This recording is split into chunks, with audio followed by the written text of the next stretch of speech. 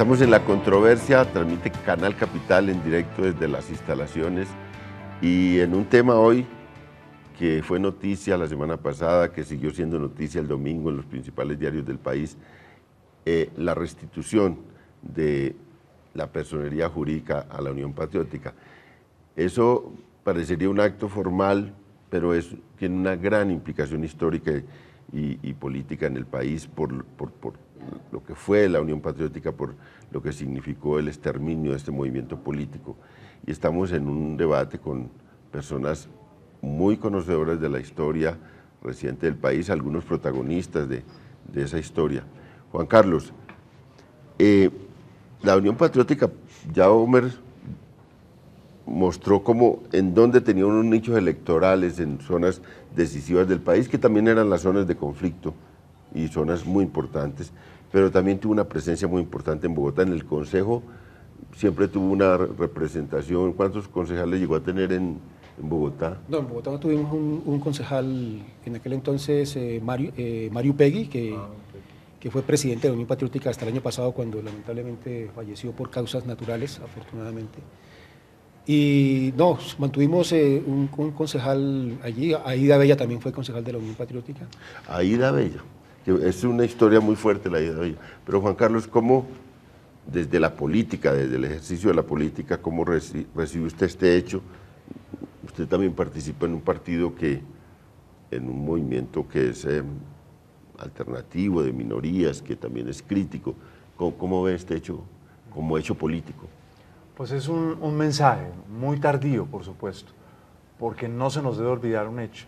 Esa fue una operación sistemática de exterminio. Estos no fueron unos hechos aislados en diversas regiones del país, ¿cierto?, donde uno puede decir hay una violencia endémica en muchas regiones de Colombia. No, esto fue una operación sistemática de exterminio, que fue el ensayo general para el posterior surgimiento del paramilitarismo y la toma del poder por parte del paramilitarismo en muchas zonas de Colombia. Digamos, a través del exterminio de la Unión Patriótica se fue generando esas alianzas regionales, narcos, políticos locales, personas influyentes del nivel local y, por desgracia, sectores del Estado colombiano. Yo creo que ese es uno de los hechos más dolorosos de todo este proceso, que del lado de los bandidos, del lado de unas fuerzas muy tenebrosas que querían echar el país hacia atrás, se pusieron en muchas regiones de Colombia sectores del Estado colombiano. Claramente en Urabá, eso está historiado, digamos, hay unos testimonios, eso está en manos de la justicia. Entonces yo creo que tal vez el hecho más grave de todo esto es que se mató la posibilidad, claro, ahí también las FARC tienen una corresponsabilidad, pero seguramente de eso después hablaremos, se mató la posibilidad, que nuevamente se volvió a abrir en Colombia, de cambiar balas por votos, que es una cosa absolutamente crucial, porque es la forma de acabar con la guerra. El asunto aquí de fondo era si el país podía acabar con la guerra, y el país podía pasar una página que no hemos podido pasar desde el siglo XIX, y que es una página que nos devuelve una y otra vez, digamos, a la imposibilidad de realizar reformas sociales de fondo en Colombia, al hecho, por ejemplo, de que el campo en Colombia no se modernice. Todo esto que pasa en el Catatumbo tiene que ver con esto. Digamos, es que es como una suerte de atascamiento, pero este atascamiento no se realizó por decisión del país. Como bien lo recordaba Juan Manuel, el país mayoritariamente quería una salida política para estos hechos. Eso fue lo que se vio al gobierno de Betancur, independiente de cierto, de si hay ingenuidad, como también lo recordaba Juan Manuel en ese entonces, en fin, etcétera, etcétera. Era la idea, el país puede resolver sus problemas por la vía política. Y es nuevamente lo que tenemos ahora frente a nosotros. Y también nuevamente ahora hay unos sectores políticos que dicen, no, nosotros queremos continuar la guerra. La guerra es nuestro negocio, la guerra es lo que nos da fuerza, la guerra es lo que mantiene nuestro poder a nivel local. Entonces yo creo que es una cosa, por supuesto, nadie va a revivir a los muertos, nadie va a revivir, digamos, va a resolver la enorme tragedia de los desaparecidos. Esto no consuela a las viudas y a los huérfanos que conservan un dolor a lo largo de sus vidas, no destruye la tragedia del exilio. Yo recuerdo, por ejemplo, a la concejala Aida Bella. La concejala Aida Bella fue una estupenda concejal. Yo cada rato la recuerdo en el Consejo de Bogotá. Estábamos en dos orillas completamente distintas, pero siempre trabajamos hombro a hombro en muchos de los asuntos de Bogotá. ¿Por qué se tuvo que ir ella al exilio, en el que lleva ya casi 20 años? Porque aquí en Bogotá, en la autopista norte, los hombres de Castaño montaron un operativo para matarla con una bazuca que le enfocaba directamente a su carro y se salvó de milagro, porque la bazuca, digamos, no accionó bien y el misil que le dispararon cayó en el separador, donde pudo haber causado una tragedia. Y en este operativo lo pudieron realizar porque tenían la complicidad de sectores muy importantes. Entonces, yo creo que este mensaje es una lección para lo que estamos viviendo hoy. Y ojalá que el gobierno nacional entienda, digamos, que si no preserva, mire lo que usted acaba de vivir, lo que usted todavía sigue viviendo, es decir, es que todavía en este país hay unos grupos poderosísimos que impunemente pueden amenazar a una persona de muerte y el Estado colombiano como que se lava las manos como Poncio Pilatos. Yo creo que la gran lección de la Unión Patriótica es el Estado no puede seguirse lavando las manos en el tema de la violencia. Hombre, siempre se ha tenido esa idea de que, bueno, ¿cómo fue esa relación de las FARC con la Unión Patriótica? Porque, bueno, estamos abocados también a situaciones ahora de proceso de paz, la posible reintegro a la vida civil de las FARC. Y ¿cómo fue esa historia vista desde ustedes? Hay ya muchas versiones de esa historia, pues una de las versiones es la de Pacho Santos, pero ¿cuál es la versión suya? Y que la hemos vivido, o sea, la versión mía es también la que nosotros vivimos. Primero las FARC surgen, la Unión Patriótica surge más que un proyecto político de las FARC como resultado de los acuerdos de paz. O sea que son las dos partes, el Estado colombiano representado por el presidente Betancur y las guerrillas de las FARC representadas por Manuel Marulanda Vélez, que llegaron a un acuerdo para crear un mecanismo de participación política que le diera piso y solidez a la solución política negociada en Colombia. Luego, entonces, lo primero que hay que tener en cuenta es que la UP surge como un proyecto de paz. A ese proyecto, según los acuerdos a que se llegaron en la Uribe, se vinculaban sin uniformes y sin armas y se reincorporaban a la vida civil, ¿no? Y dejaban de hacer uso de las armas los hombres que efectivamente la FARC destacó, cumpliendo con esos acuerdos. Los acuerdos de la Uribe se pactaron y lo que la FARC se comprometió en ese momento, que ya era, según los acuerdos de la Uribe, el cese o la terminación del conflicto armado, porque la FARC lo que dijo era que se comprometía a un cese indefinido del fuego, que es una fórmula de cesación definitiva del conflicto, que eso lo tiene aprendido el pueblo colombiano y los movimientos sociales. Hablamos ahora de las luchas agrarias y de las guerrillas del Sumapaz, que igual hicieron un acuerdo con el gobierno, las guerrillas que dirigía Juan de la Cruz Varela, llegaron a un acuerdo, pero esos acuerdos del Sumapaz se cumplieron, y el acuerdo fue un cese indefinido del conflicto armado por parte de las guerrillas. Entonces, las FARC ¿hasta cuándo estuvo las FARC? La FARC estuvo hasta junio de 1987, cuando la dirección de la FARC ordenó que los hombres que estaban de civil, cumpliendo con los acuerdos del gobierno, los hombres y mujeres, la mayoría de ellos muy jóvenes, que estaban destacados por la FARC, haciendo vida legal, haciendo también actividad política, como lo hicieron con las otras fuerzas que se incluyeron dentro de la Unión Patriótica, se retiraron, pero en la Unión Patriótica continuaron las otras que convirgieron en este proceso. Convirgió el Partido Comunista como una fuerza muy destacada, e igualmente un sector del ELN que se desmovilizó y se integró a la Unión Patriótica, igualmente las guerrillas, el grupo de autodefensa obrera, que era una guerrilla urbana, se integró a la Unión Patriótica y siguió actuando, y sobre todo se integraron a la Unión Patriótica multiplicidad de fuerzas del orden regional y local, que en el caso colombiano, ante la ausencia de estructuras nacionales para hacer política, la Unión Patriótica sirvió mucho para eso. Entonces, la Unión Patriótica superó con creces incluso la misma presencia de los hombres que, cumpliendo con los acuerdos, había hecho las FARC se retiran, pero la política continuaba. Y quiero concluir con esta otra parte, o sea, concluir con lo que decía antes también sobre cuál es también el origen o la reacción que hubo contra la Unión Patriótica. No obedeció, mi estimado León, a lo que tenía que ver con los presuntos vínculos con la FARC o a que la FARC estuviera haciendo proselitismo armado o combinando armas con votos.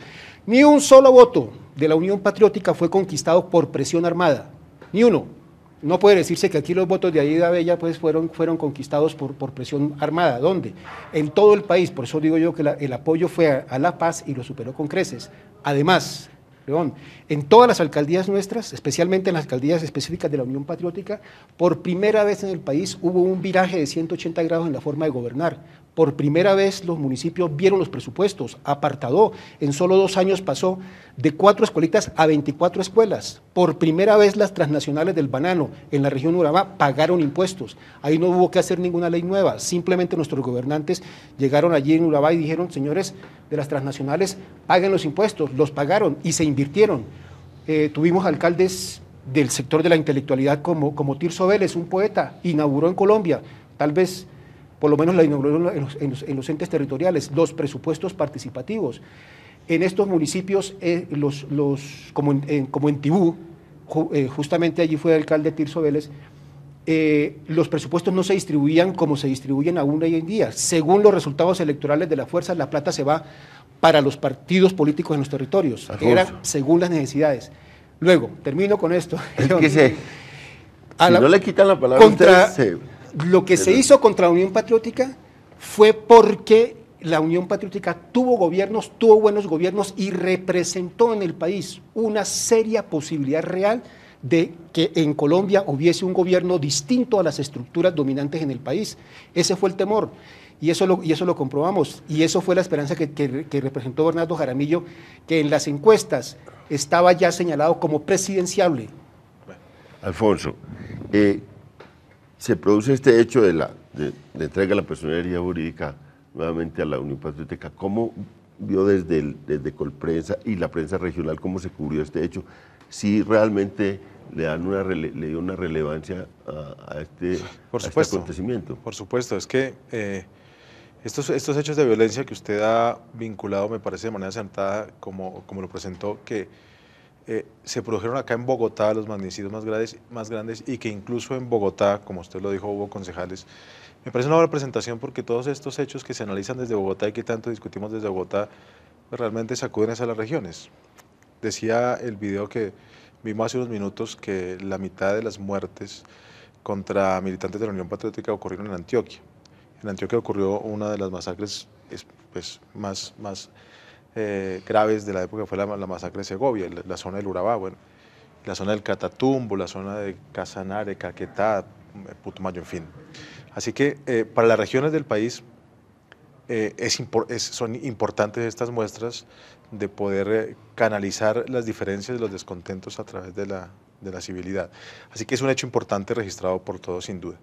Pero quisiera, si usted me lo permite, León, complementar por lo menos algo de lo que dice Omar, que entiendo perfectamente el análisis que él hace, pero creo que tampoco vale la pena pasar tan por encima por la actitud de las FARC con la Unión Patriótica y su responsabilidad histórica también con lo que sucedió. Porque así como lo presentaba Juan Carlos hace un momento, el interés que hay desde ciertos sectores del Estado y de la sociedad, que podríamos decir para macartizarlo mucho, de derecha, también en la izquierda hay personajes interesados en la guerra, y creo que sin duda en el momento histórico en que ocurrió el genocidio contra los militantes de las FARC, hubo intereses dentro del genocidio contra militantes de la UP, hubo intereses dentro de las FARC que también jalaron hacia la continuación de la guerra. Finalmente, después de ese proceso, vino el fortalecimiento económico de las FARC, que se debe fundamentalmente a la decisión tomada en ese momento de vincularse claramente con el narcotráfico y de tener allí sus recursos y de apostarle después a décadas y décadas de guerra que creo para las FARC no ha sido una apuesta exitosa. Porque, claro, yo entiendo, esas cosas se dieron de verdad y ustedes la documentan al interior de la Unión Patriótica, y ahora tenemos una oportunidad seguramente cuando venga el proceso de paz de hacer más historia. Se acaba de producir una sentencia también muy importante es la condena a César Pérez García por la masacre de Segovia. Que son unos mensajes muy fuertes, restitución de personería jurídica, condena esto, pero también fue una lesión, creo yo, para las FARC, y ellos deben ahora aprenderla. No se puede mantener que lo vea la gente así, porque lo vio mucha gente así, que estaban allá con la presión de las armas, y aquí había un partido que surgió de un proceso de paz. Lo que se llama la combinación de las formas de lucha, ¿no? A ver, yo creo y oyendo a los que de alguna manera la Unión Patriótica resultó mucho más exitosa de lo que esperaban las mismas FARC. Creo que las FARC dijeron, hagamos esto, pero ellos estaban todavía en una lógica de culminar con una victoria militar, y de pronto se abrió aquí una posibilidad que superaba los análisis que habían hecho. Se volvió una amenaza real para los poderes locales. Yo creo que lo de César Pérez es el ejemplo que ilustra en fondo la cosa, porque empezaron a quitarle los votos y la base popular, por lo menos en un volumen significativo, a estos sectores de poder local. Y hay un elemento que hay que tener en cuenta, que aquí lo tocamos, pero creo que hay que ponerlo a jugar plenamente, y es que son también los años en donde arranca en forma el narcotráfico. Yo siempre he creído que uno de los problemas graves que tuvo el proceso de paz del presidente Betancourt es que se subestimó el papel que ya empezaba a jugar y quería jugar el narcotráfico, y todas estas combinaciones que en torno de la droga se empezaron a dar. Y aquí lo dijeron, ya no recuerdo cuál de ustedes, fue tal vez Juan Carlos, con la masacre de la Unión Patriótica, fue como el ensayo final antes de arrancar el paramilitarismo. Entonces yo creo que se fueron juntando toda una serie de circunstancias y produjeron este resultado terrible, un resultado que yo creo que sigue golpeando muy duro la conciencia de este país. Es más, creo que la golpea más ahora que hace unos años. Y al volverse a poner sobre el escenario el tema de una negociación política, yo creo que el fantasma de la masacre de la Unión Patriótica está muy presente, y tiene que servir para no ser ingenuos en el manejo de estas situaciones. Aquí no se puede ser ingenuo, porque es que hay sectores demasiado decididos a suspender procesos. Pero no solo no ser ingenuo, sino también, quiero recalcar ese punto, ser decididos y transparentes en las decisiones. Ahora que mencionábamos el proceso pasado y lo que usted dijo, León, creo que un mensaje muy importante y que le da valor a lo que acaba de pasar la semana pasada es que es un aprendizaje también para las FARC. Para las FARC, sin duda. Que el mensaje que quede para los colombianos es que si de verdad van a dar un paso político, es un paso a la política. No es un paso para dejar una pierna en un lado y la otra en el otro. Pero eso porque no eso fue lo no que pasa. Vamos a hacer una pausa y volvemos. Vamos a hacer Pero lo que no sabemos es cuál es el análisis que hacemos.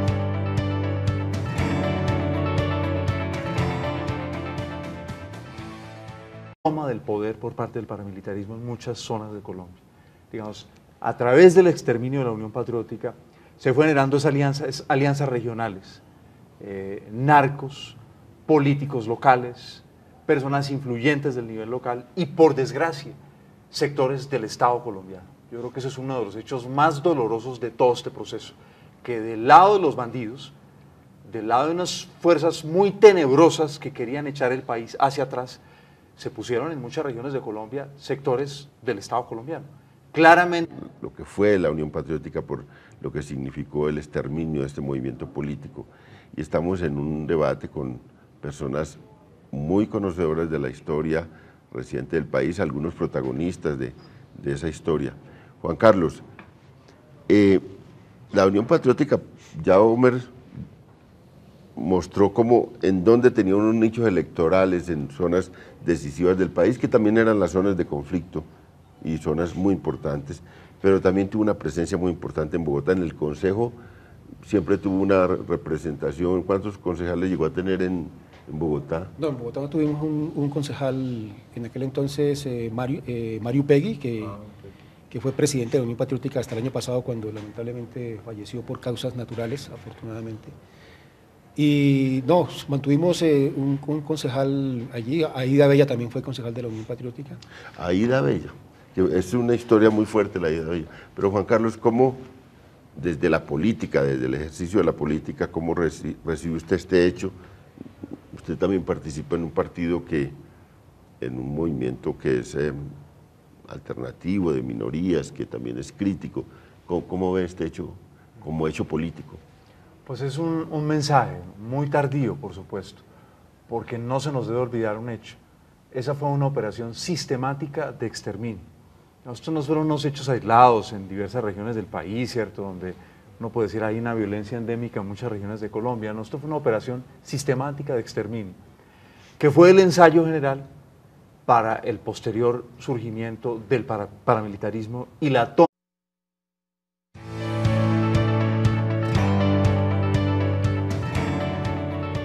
Estamos en La Controversia, transmite Canal Capital en directo desde las instalaciones y en un tema hoy que fue noticia la semana pasada, que siguió siendo noticia el domingo en los principales diarios del país, la restitución de la personería jurídica a la Unión Patriótica. Eso parecería un acto formal, pero tiene una gran implicación histórica y política en el país por